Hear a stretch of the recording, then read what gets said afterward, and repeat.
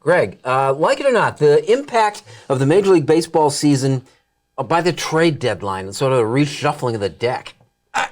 This year was a lot more movement than what we've seen in the past. So I feel as though there certainly are a lot of changes and a much different look in some clubhouses.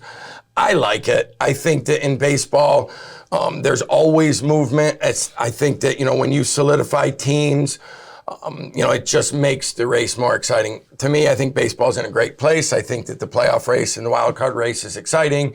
I'm looking forward to seeing what happens. So you got the Red Sox and the Yankees. As the Yankees do something, the Red Sox essentially don't. Is there a hangover element of that hits the rest of the team that goes flat? Because, you hear that this happens, and they didn't do anything. They don't believe in us. Is that real? You can look at it two ways.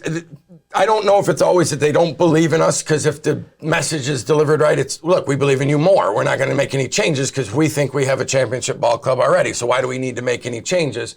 But that falls flat. These guys have played long enough. They know it, right? They're superstar athletes for a reason. And now with social media and the changes, people know each other. There's no more, the days of you play for one city for however many years in baseball anyways, you don't see that ever. It's too bad, but you really don't see a hometown hero. The Derek Jeters of the world are going away, and mostly because free agency is so attractive. Yeah, do you think that's some of the dynamics happening? Look at the Blue Jays and the Yankees made a lot of moves, and they're charging. The Red Sox don't do much, and they're falling off a cliff. And the Mets similarly. Yeah, but I don't know. I think there's also that false flag of that injection early, right? Like you saw what the Yankees have done with the trades that they've made. Okay, it was pretty impressive for 2 weeks, week and a half.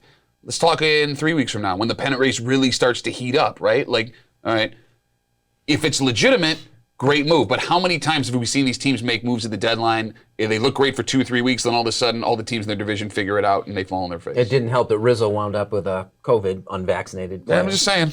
And by the way, even if he didn't, it's possible. He's going to come back down to earth. He's not going to hit like that for the rest of the season. What are you, nuts?